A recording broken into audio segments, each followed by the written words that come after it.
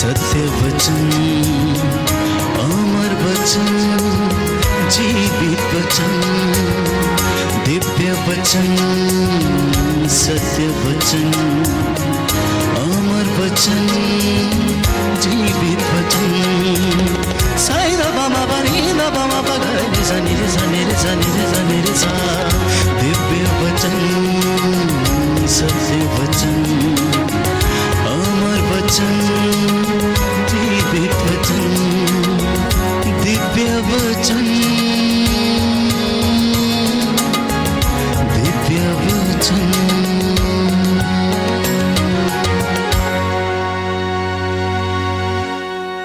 Gospel of St. Mark, chapter 6, verse 45 onwards. इसके तुरंत बाद ईसा ने अपने शिष्यों को इसके लिए बाध्य किया कि वे नाव पर चढ़कर उनसे पहले उस पार बेतसाइदा चले जाएं। इतने में वे स्वयं लोगों को विदा कर देंगे। ईसा लोगों को विदा कर पहाड़ी पर प्रार्थना करने गए। संध्या हो गई थी। नाव समुद्र के बीच में थी और ईसा अकेले स्थल पर थे। ईसा ने देखा कि शिष्य बड़े परिश्रम से नाव खे रहे हैं, क्योंकि वायु प्रतिकूल थी।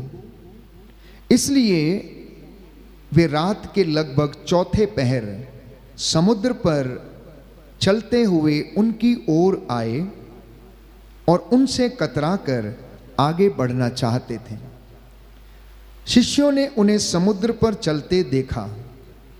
वे उन्हें प्रेत समझकर चिल्ला उठे, क्योंकि सब के सब उन्हें देखकर घबरा गए। ईसा ने तुरंत उनसे कहा, ढारस रखो, मैं ही हूं, डरो मत। तब वे उनके पास आकर नाव पर चढ़े और वायु थम गई। शिष्य आश्चर्यचकित रह गए, क्योंकि वे अपनी बुद्धि की जड़ता के कारण रोटियों के चमत्कार का अर्थ नहीं समझ पाए थे। Hallelujah, hallelujah. यीशु की स्तुति हो, यीशु की स्तुति हो। यीशु को धन्यवाद, यीशु को धन्यवाद। हे प्रभु यीशु, हे प्रभु यीशु, आपके वचन आपके वचन आत्मा और जीवन है। आत्मा और जीवन है। इन वचनों के द्वारा इन वचनों के द्वारा मेरे घर में, मेरे बच्चों के जीवन में मेरे बच्चों के जीवन आशीष आ जाए। आशीष आ जाए। मेरे बिजनेस में, मेरे कामकाज में, मेरे कामकाज मेरी में, संस्थाओं में मेरी संस्थाओं में तेरी महिमा और अनुग्रह प्रकट होने पाए। Hallelujah, hallelujah, hallelujah, hallelujah, hallelujah. Hallelujah. प्रियजनों, मैंने आपके लिए ये सुसमाचार से ये पैराग्राफ पढ़ा और सुसमाचार के इस अंश की ये शिक्षा है कि इसका एक निष्कर्ष निकलता है कि प्रभु आपकी और मेरी चिंता करता है। प्रभु आपकी और मेरी चिंता करता है। लिखा है कि चेले बड़ी मेहनत के साथ अपनी नाव खे रहे थे, क्योंकि वायु प्रतिकूल थी। मैं समझता हूं कि आपके हर एक परिवार में हर व्यक्ति बड़ी कठिन मेहनत करता है,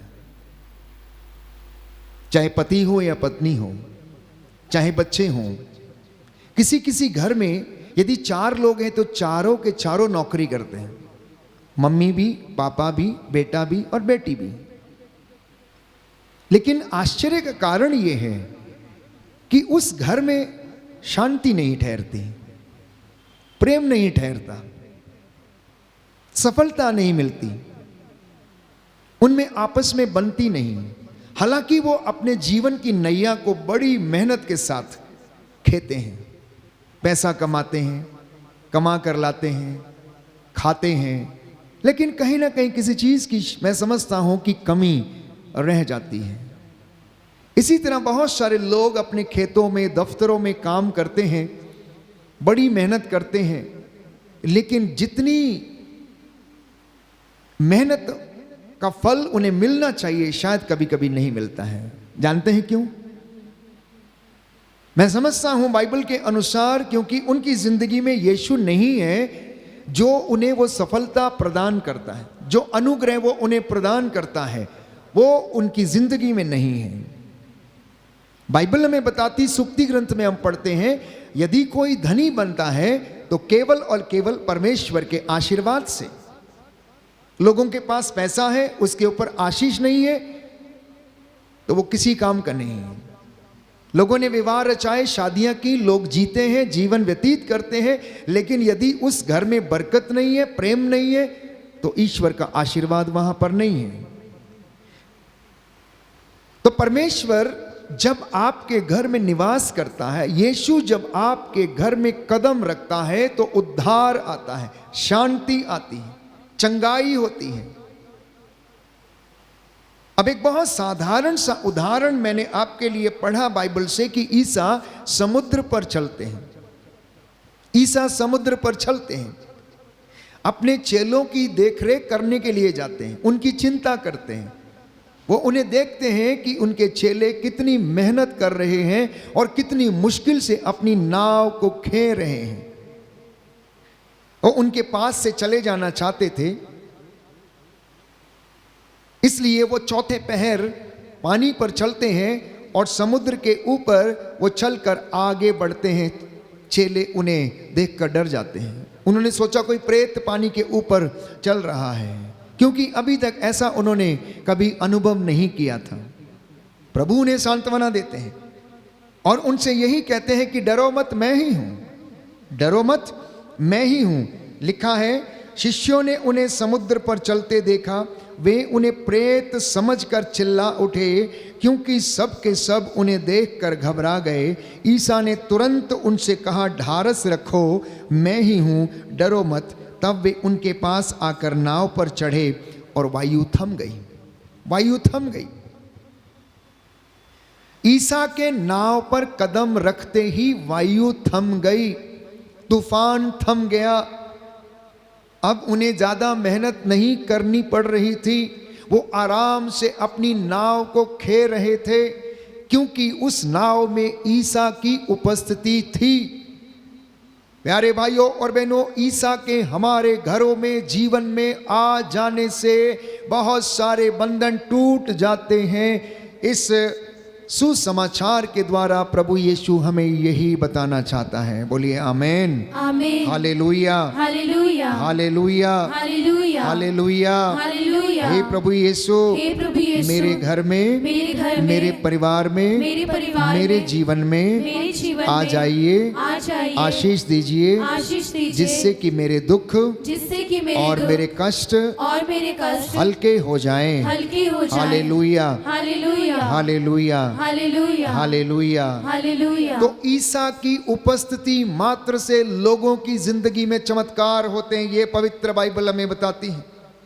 मैं आपको वो बातें बता रहा हूं जो आज से प्यारे भाइयों और बहनों 2024 वर्ष पहले प्रभु के चेलों के साथ घटित हुई। प्रभु की जिंदगी में जो बातें थीं, जिनके द्वारा उसने लोगों को आशीषित किया, अनुग्रह प्रदान किया, मैं पवित्र बाइबल की वो बातें आपके सामने साझा कर रहा हूं जो पवित्र आत्मा की प्रेरणा से लिखे गए हैं।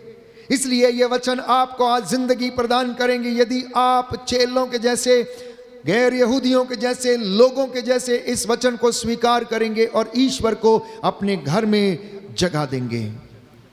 इसलिए सुंदर वचन सामुएल के पहले ग्रंथ अध्याय 2 पद संख्या 30, first book of Samuel chapter 2 verse 30, जिसमें हम पाते हैं कि परमेश्वर का वचन ये कहता है, जो मेरा आदर करते हैं मैं उनका आदर करता हूं, और जो मुझे तुच्छ जानते हैं मैं भी उन्हें तुच्छ जानता हूं। यीशु जिस जिस घर में गया, जिस जिस घर में उसको सम्मान मिला, जिस जिस घर में लोगों ने उसका आदर किया, उस घर में चमत्कार हुआ, उस घर में चमत्कार हुआ। काना के विवाह में प्यारे भाइयों और बहनों, अंगूरी के समाप्त होने पर यीशु जो कि वहां पर मौजूद थे, अपनी मां के निवेदन पर उस घर के मालिक के लिए अंगूरी का प्रबंध करते हैं। किसी घर में जहां पर विवाह भोज हो, वहां पर कोई महत्वपूर्ण चीज यदि समाप्त हो जाए तो घर के मालिक को बेइज्जती महसूस होती है, लेकिन प्रभु यीशु ने घर के मालिक को बेइज्जत नहीं होने दिया। उसने उसकी लाज रखी, क्योंकि उस व्यक्ति ने ईसा को अपने घर में आमंत्रित किया था।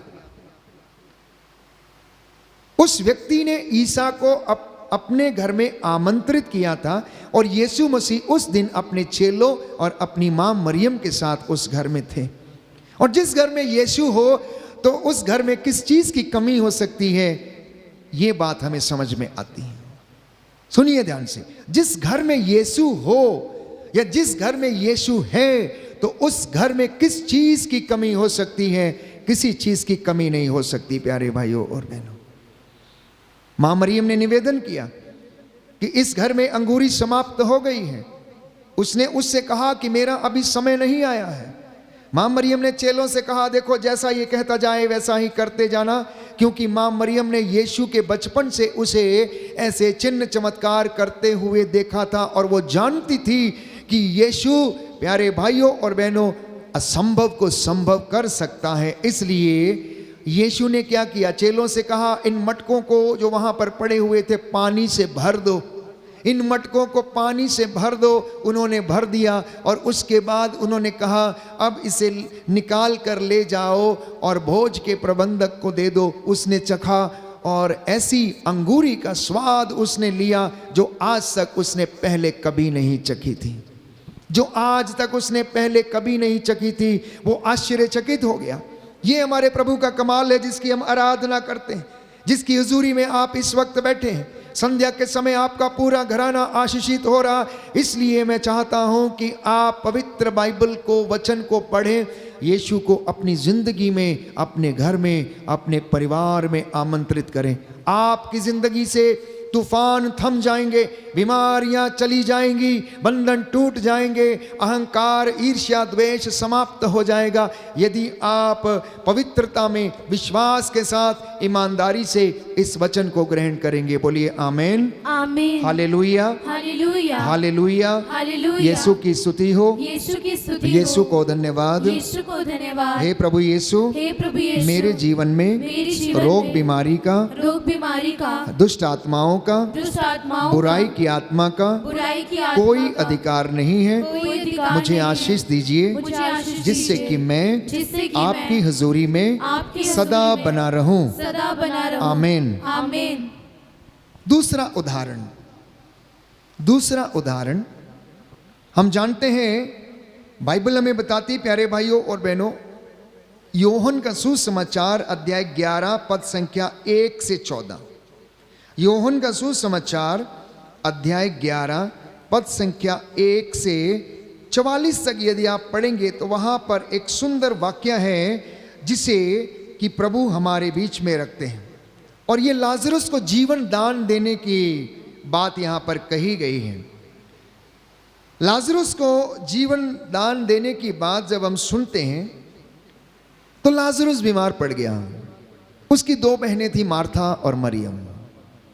उन्होंने ईसा को कहला भेजा कि भाई बीमार पड़ गया है, इसलिए आप उसे मिलने के लिए आ जाइए। प्यारे भाइयों और बहनों, लाजरस को मरे 4 दिन हो गए थे। लाजरस को मरे 4 दिन हो गए थे और ईसा बिथानिया गए। जब वो बिथानिया पहुंचे तो मार्था ने उनसे कहा, यदि आप यहां होते तो मेरा भाई नहीं मरता। मार्था ने क्या कहा? यदि आप यहां होते तो मेरा भाई नहीं मरता। मैं आपके लिए वचन पढ़ूंगा, यूहन्ना का सुसमाचार अध्याय 11 पद संख्या 21। मार्था ने ईसा से कहा, प्रभु यदि आप यहां होते तो मेरा भाई नहीं मरता, और मैं जानती हूं कि आप अब भी ईश्वर से जो कुछ मांगेंगे ईश्वर आपको वही प्रदान करेगा। ईसा ने उसी से कहा, तुम्हारा भाई जी उठेगा, तुम्हारा भाई जी उठेगा। मार्था ने उत्तर दिया, मैं जानती हूं कि वह अंतिम दिन के पुनरुत्थान के समय जी उठेगा। ईसा ने कहा, पुनरुत्थान और जीवन मैं हूं। जो मुझ में विश्वास करता है वह मरने पर भी जीवित रहेगा, और जो मुझ में विश्वास करते हुए जीता है वह कभी नहीं मरेगा। क्या तुम इस बात पर विश्वास करती हो? उसने उत्तर दिया, हाँ प्रभु, मैं दृढ़ विश्वास करती हूँ कि आप वह मसीह ईश्वर के पुत्र हैं जो संसार में आने वाले थे। आप वो मसीह ईश्वर के पुत्र हैं जो संसार में आने वाले थे। आप वो मसीह ईश्वर के पुत्र हैं जो संसार में आने वाले थे। मैं इस बात पर विश्वास करती हूँ। मैं आपसे सवाल पूछता हूँ, क्या आप इस बात पर विश्वास करते हैं कि ईसा मसीह जीवंत ईश्वर का पुत्र है जो इस दुनिया में आने वाला था? वो आया, उसने पिता का प्रेम दिखाया, मेरे और आपके लिए अपने प्राण न्यौछावर किए। उसने हमें प्रेम करना सिखाया, उसने हमें माफ करना सिखाया, उसने हमें दुख सहन करना सिखाया, उसने हमें सैक्रिफाइस करना सिखाया और हाथ फैलाकर उसने ये जता दिया कि वो इस दुनिया से, मुझसे और आपसे कितना प्यार करता है, कितना प्यार करता है। प्यारे भाइयों और बहनों, इसलिए मार्था इस बात को कहती है कि प्रभु, यदि आप यहाँ पर होते तो मेरा भाई नहीं मरता, लेकिन मैं फिर भी विश्वास करती हूँ कि आप जो कुछ भी ईश्वर से मांगेंगे वह तुम्हें प्रदान करेगा। बोलिए आमेन, आमीन, हालेलुया, हालेलुया। यीशु की स्तुति हो, यीशु की स्तुति हो, यीशु को धन्यवाद। यीशु को धन्यवाद। ईसा ने कहा, ईसा ने कहा, पुनरुत्थान और जीवन मैं हूँ, पुनरुत्थान और जीवन जो मैं मुझ हूँ। में विश्वास करता है जो मुझ में विश्वास करता वह मरने पर भी वो मरने पर जीवित भी रहेगा, जीवित रहेगा। और जो मुझ में विश्वास करते हुए जीता है और जो मुझ में विश्वास करते वह हुए कभी जीता नहीं है, मरेगा। वो कभी नहीं मरेगा। हालेलुया। हालेलुया। क्या तुम इस बात पर क्या तुम इस बात पर विश्वास करती हो? विश्वास करती हो? उसने उत्तर दिया, उसने उत्तर दिया, हाँ प्रभु, हाँ प्रभु, मैं दृढ़ विश्वास करती हूँ मैं दृढ़ विश्वास कि करती हूँ आप वह मसीह कि आप वो मसीह ईश्वर के पुत्र हैं ईश्वर के पुत्र जो हैं, संसार में आने वाले थे। जो संसार में आने वाले थे। Hallelujah, hallelujah, hallelujah, hallelujah, hallelujah. Hallelujah. इसलिए प्यारे भाइयों और बहनों, यीशु ने कहा, जो मुझ में विश्वास करते हुए जीता है उसे अनंत जीवन प्राप्त है। क्या आप विश्वास करते हुए जीते हैं? यदि ऐसा है तो आपकी जिंदगी में कष्ट क्यों है, दुख क्यों है, परेशानी क्यों है, चिंता क्यों है? फिर क्यों आप डरते हैं अपने भाई से कि वो मेरी प्रॉपर्टी ले लेगा, अपने माता पिता से कि वो हमें हमारा हिस्सा नहीं देगा, अपने बेटे या बेटी से कि वो सब कुछ बर्बाद कर देगा? क्यों डरते हैं? मैं समझता हूं कि वहां पर प्रेम अभी पनपा नहीं है, सहनशीलता और दया वहां उमड़ी नहीं है, एक दूसरे को सहन करने वाली बात वहां पर नहीं है, विश्वास का अभाव वहां पर है। और सबसे ज्यादा क्योंकि यीशु वहां नहीं है, उसके नहीं होने के कारण आप केवल और केवल अपने दिन काटते हैं, जिंदगी जीते नहीं हैं। जिनके पास यीशु नहीं है, जिनके पास वचन नहीं है, जिनके पास पवित्र धर्मशास्त्र की शिक्षा का अभाव है, प्यारे भाइयों और बहनों, वे दिन काटते हैं, जिंदगी जीते नहीं हैं। लेकिन जिंदगी वो लोग जीते हैं जो परमेश्वर के वचन पर भरोसा रखते हैं। वो ये भरोसा करते हैं कि नहीं, परमेश्वर ने आज हमें संभाला है तो कल भी संभालेगा। इसलिए वे परमेश्वर की धार्मिकता और उसके राज्य की खोज में लगे रहते हैं। और बाइबल कहती है वो ऐसे लोगों को, अपने भक्तों को आशीष देता है और उनका संरक्षण उन्हें प्रदान करता है, स्वर्गदूतों के द्वारा उनके घर में डेरा डालता है। बोलिए आमेन, आमीन, hallelujah, hallelujah, hallelujah, hallelujah, hallelujah. Hallelujah. एक दूसरा उदाहरण हम पढ़ेंगे। पवित्र बाइबल सुसमाचार में हमें बताती है कि ईसा ने पेतरुस से कहा, पेतरुस, क्या तुम थोड़ी देर के लिए मुझे अपनी नाव दे सकते हो? पेतरुस, क्या तुम मुझे अपनी नाव दे सकते हो? पेतरुस ने कहा, ठीक है, आप मेरी नाव ले लीजिए, आइए और बैठिए। ईसा उसकी नाव पर चढ़े और वहां पर खड़े होकर वो उपदेश देने लगे। सैकड़ों लोगों की भीड़ सामने पहाड़ के ऊपर खड़ी उनका प्रवचन सुन रही थी। पेतरुस, जो सारी रात मछली मारने के बाद शायद वो थका हारा था, इसलिए नाव में बैठकर वो ईसा का वचन सुनने लगा। जैसा कि बाइबल में लिखा, ईसा अधिकार के साथ बोलते थे। यीशु के जैसे ना तो आज तक कोई बोला, ना कोई बोलता है और ना ही समझता हूं कि कोई बोलेगा। प्यारे भाइयों और बहनों, केवल वो जिसे वो अभिषिक्त करे, जिसे वो बल प्रदान करे या जिसके द्वारा वो बोले, वो यीशु की ओर से बोलते हैं। तो पतरस ने यीशु का वचन सुना, पूरा दिन यीशु ने वचन सुनाया।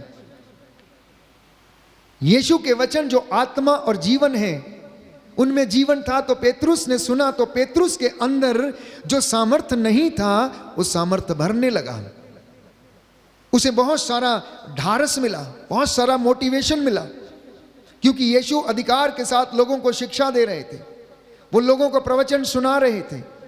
ये वो लोग थे जो रोटियों के चमत्कार के बाद उसके पीछे पीछे दौड़ कर चले आए थे। मैं समझता हूं उनमें से कुछ लोग वचन सुनने के लिए नहीं, केवल रोटी खाने के लिए आए थे, केवल रोटी खाने के लिए आए थे। इसलिए यीशु ने कहा कि मैं जानता हूं कि तुम क्यों आए हो, क्योंकि तुम खाकर तृप्त हो गए हो। लेकिन फिर भी तुम में से बहुतों ने रोटियों के चमत्कार का अर्थ नहीं समझा, ना ही चेले उस अर्थ को समझ पाए थे। लेकिन जब पेतरुस ने अपनी नाव, प्यारे भाइयों और बहनों, यीशु को दे दी, यीशु उस नाव में सवार हुए और उसके बाद उन्होंने प्रवचन सुनाया। पेतरुस ने भी वो वचन सुना, उनके साथियों ने वचन सुना, और ईसा ने पेतरुस से कहा, पेतरुस अब नाव गहरे पानी में ले चलो, अब नाव गहरे पानी में ले चलो। पेतरुस बोल उठता है, गुरुवर सारी रात मेहनत करने के बावजूद हमें कुछ नहीं मिला, हम इतनी मेहनत करते रहे, अपनी नाव खेते रहे, लेकिन हमें मछली नहीं मिली। लेकिन यदि आप कहते हैं, यदि आप कहते हैं, आपके वचन पर मैं नाव को गहरे पानी में लेकर चलूंगा, और आपके कहने पर मैं नाव के दाहिनी ओर जाल डालूंगा। उसने ऐसा ही किया, उसने ऐसा ही किया। उसका जाल मछलियों से भर गया, वो उसे निकालने में असमर्थ थे। उन्होंने अपने साथियों को इशारे से बुलाया कि आए और उनकी मदद करें। वे लोग आए, जाल एक नावें दो, जाल एक नावें दो। आप में से जो लोग मछुआरे का काम करते हैं, चाहे वो मुंबई में हो, चाहे आंध्रा में हो, या किसी भी कोस्टल एरिया में हो, आपको मालूम है कि आपकी जहाज में या आपके नाव में कितनी बड़ी बड़ी मछलियां आप बटोर सकते हैं, उसमें जमा कर सकते हैं। जाल एक नावें दो। और जाल, बाइबल कहती, फटने फटने को हो गया, फटने फटने को हो गया। उन्होंने अपने साथियों को इशारे से बुलाकर उसे बाहर निकाला। क्या हम में से कईयों की जिंदगी ऐसी नहीं है, पेतरुस के जैसे नहीं है? क्योंकि अब तक पेतरुस ने यीशु का वचन सुना ही नहीं था। यदि सुना था तो मनन चिंतन नहीं किया था। इसलिए वो अपने टैलेंट पर भरोसा करता था, क्योंकि वो बचपन से मछुआरा था, मछली पकड़ने में एक्सपर्ट था। आप में से बहुत सारे लोग एक्सपर्ट हैं, टैलेंटेड हैं, लेकिन प्रभु से दूर हैं। पेतरस भी प्रभु से दूर था, उसके वचन से दूर था। आप लोगों में से कुछ लोग यदि ये वचन स्वीकार कर रहे हैं तो आज ये वचन आपकी जिंदगी बदल देगा। मैं आपसे वादा करता हूं प्यारे भाइयों और बहनों, जब तक पेतरुस ने ईसा का वचन नहीं सुना था तब तक वो खाली मेहनत करता रहा और कुछ नहीं मिला। लेकिन उसका वचन सुनने के बाद, उसे ग्रहण करने के बाद, उसकी नाव मछलियों से भर गई, उसकी मेहनत सफलता लाई और उसका घर, प्यारे भाइयों और बहनों, उसकी नाव मछलियों से भर गई और उसे उसने बेचकर अपना निर्वाह किया, जीवन निर्वाह किया। अपने परिवार के लिए वो बहुत सारी चीजें, मैं समझता हूं, खरीद कर लाया होगा। यीशु के आने से ये होता है। यीशु के हमारे घर में, हमारे नाव में, हमारे बिजनेस में, हमारे कामकाज में, हमारी बुलाहट में, हमारी सेवकाई में, हमारे छोटे से धंधे में अगर यीशु को प्रथम प्राथमिकता दे दी जाए तो प्यारे भाइयों और बहनों, आप कभी भी गरीब नहीं रहेंगे। आप कभी भी गरीब नहीं रहेंगे। हो सकता है आप पैसे के गरीब होंगे, लेकिन दिल के आप अमीर होंगे, दिल के आप धनी होंगे, विचारों के आप धनी होंगे, प्रेम के आप धनी होंगे, क्षमा करने वाले आप होंगे, एक दूसरे को सहन करने वाले होंगे, एक दूसरे का आदर सम्मान करने वाले होंगे। कई लोगों के पास धन है, संपत्ति है, लेकिन उनका कोई फायदा नहीं है। इसलिए एक सुंदर दोहा है, बड़ा हुआ तो क्या हुआ जैसे पेड़ खजूर, पंथी को छाया नहीं फल लागे अति दूर। बड़ा हुआ तो क्या हुआ जैसे पेड़ खजूर, पंथी को छाया नहीं फल लागे अति दूर। हम में से बहुतों की जिंदगी में कुछ ऐसा ही चलता है। जब तक परमेश्वर हमारी जिंदगी में काम नहीं करता, तब तक हम आशीर्वाद प्राप्त नहीं करते हैं। इसलिए मैंने कहा, अपने घर में यीशु को बुलाना, अपनी समस्याओं में यीशु को याद करना, अपनी जिंदगी के कष्टों में, दुखों में, तूफानों में यीशु को याद करना और उसके वचन के अनुसार आप अपनी जिंदगी में काम करना। जब आप पवित्र वचन को आप पढ़ते हैं और वो आपसे कुछ कहता है तो आपको प्रेरणा मिलती है, उस प्रेरणा के अनुसार चलें। पवित्र आत्मा की आवाज को सुने, पवित्र आत्मा की आवाज को सुनना और उसके अनुसार कार्य करना, क्योंकि प्रभु आपकी चिंता करता है। चिंता इसलिए करता है ताकि आपका कल्याण हो। इतना ही नहीं, हमारा कल्याण वो कैसे करना चाहता, सर्वोत्तम वस्तुएं प्रदान करता। जैसे विवाह भोज में उसने सर्वोत्तम अंगूरी उस घर के मालिक को प्रदान की, वैसे ही जो उस पर श्रद्धा रखते हैं वह उन्हें सर्वोत्तम अंगूरी प्रदान करता। बोलिए आमेन, आमीन। और ऐसी सर्वोत्तम अंगूरी के साथ साथ हमें वो सर्वोत्तम आशीष प्रदान करता। The best blessings he gives to each and every one of us, those who remember him, those who worship him, those who honour him, those who sing praises to him.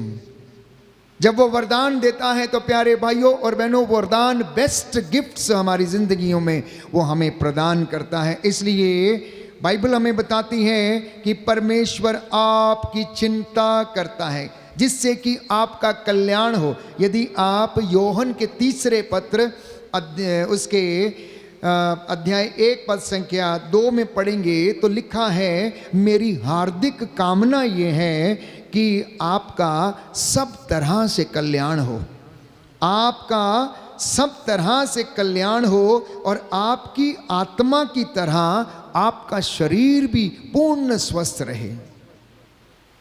आपका आत्मा की तरह शरीर भी आपका पूर्ण रूप से स्वस्थ रहे। कई लोग आत्मिकता में बहुत आगे हैं, लेकिन शरीर अस्वस्थ रहता है, रोगों से ग्रसित रहता है। इसलिए प्रभु ये चाहता है कि वो हमारी आत्माओं के साथ साथ हमारे शरीरों का भी उद्धार करे। तो परमेश्वर आपको सब समस्याओं से ऊपर रखना चाहता है। बोलिए आमेन, आमीन, आमेन, आमीन, हालेलुया, हालेलुया। सारी सफलताओं से आपको ऊपर रखना चाहता है। पाप की सारी अभिलाषा, धोखा, विषय वासना, इन तमाम बातों से वो आपको ऊपर रखना चाहता है। सारी बुराई की ताकत से आपको ऊपर रखना चाहता है। यही तो परमेश्वर की आशीष है, यही उसका प्यार है। And that is the best blessings which he gives to each and every one of us. आज की संध्या के दौरान जब हम प्रभु की आराधना कर रहे हैं, वो ऊंचे सिंहासन पर विराजमान है, स्वर्गदूतों की सेना निरंतर पवित्र पवित्र कहते हुए उसका आदर सम्मान कर रही, महिमा गा रही है। तो आप भी मेरे साथ मिलकर प्रार्थना करना प्यारे भाइयों और बहनों की, हे प्रभु मुझे अपनी आज्ञाओं का पालन करने का सामर्थ्य प्रदान कर। बोलिए आमीन, आमीन। हे प्रभु मुझे तेरी आज्ञाओं का पालन करने का सामर्थ्य दीजिए। Hallelujah, hallelujah. प्रभु का वचन कहता है, विधि विवरण ग्रंथ अध्याय 28 पद संख्या 1, यदि तुम मेरी आज्ञाओं का पालन करोगे, आदेशों का पालन करोगे, तो ये सब वरदान तुम्हें मिलेंगे। नगर में तुम्हारा कल्याण होगा, देहात में तुम्हारा कल्याण होगा, तुम्हारा कल्याण होगा। तुम्हारी आटा गूंदने की परात, तुम्हारी आटा गूंदने की परात, तुम्हारे पशुधन तुम्हारे पशुधन और भेड़ बकरियों के और भेड़ बकरियों के बच्चों को भी बच्चों को भी आशीर्वाद प्राप्त होगा। आशीर्वाद प्राप्त होगा। घर के बाहर जाते समय, घर के बाहर जाते समय, भीतर आते समय भीतर आते समय प्रभु तुम्हें आशीर्वाद प्रदान करेगा। आशीर्वाद प्रदान करेगा। Hallelujah, hallelujah, hallelujah, hallelujah, hallelujah. Hallelujah. ये परमेश्वर का वादा है, इसलिए उसकी आज्ञाओं का पालन करना सीख लीजिए, क्योंकि जहां पर उसकी आज्ञाओं का पालन होता है वहां पर उसका आशीर्वाद और अनुग्रह छाया रहता है। जब लोग उस ईश्वर की आराधना करते हैं, क्योंकि वो आत्मा है, तो वो आपको और मुझे आत्मा से भरता और स्वतंत्रता प्रदान करता। इसलिए कुरिन्थियों के दूसरे पत्र अध्याय 3 पद संख्या 17 में लिखा, जहां आत्मा है वहां स्वतंत्रता है। जब हम आत्मा के लिए प्रार्थना करते हैं तो वो हमें आशीर्वाद देता और वह हमें शुद्ध करता है। जब आत्मा अधिकार लेता है तो सामर्थ्य आ जाता है, हमें वचन समझ में आने लगते हैं, अनुग्रह मिलने लगता है, महिमा हमारी जिंदगी में होने लगती है। जैसे पतरस ने उस वचन को समझा, ईश्वर के आत्मा ने उस पर यह प्रकट किया कि तू ये बोल कि ईसा जीवंत ईश्वर का पुत्र है। हे प्रभु, तुझे छोड़कर हम कहाँ जाएं, क्योंकि तेरे वचनों में अनंत जीवन का संदेश है। कब ये प्रकट हुआ? जब आत्मा ने पेतरुस के ऊपर प्रकटीकरण किया। तो यीशु ने पेतरुस से कहा, पेतरुस, सिमोन योनस के पुत्र, ये किसी निरे मनुष्य ने नहीं बल्कि मेरे पिता ने आत्मा के द्वारा तुझ पर यह प्रकट किया, और तब तू अंगीकार कर पा रहा है कि ईसा जीवंत ईश्वर का पुत्र है। प्रियजनों, आज बहुत से लोग मसीह तो हैं लेकिन विश्वासी नहीं हैं। विश्वास की कमी है। विश्वास की कमी के कारण चमत्कार नहीं देख पाते हैं।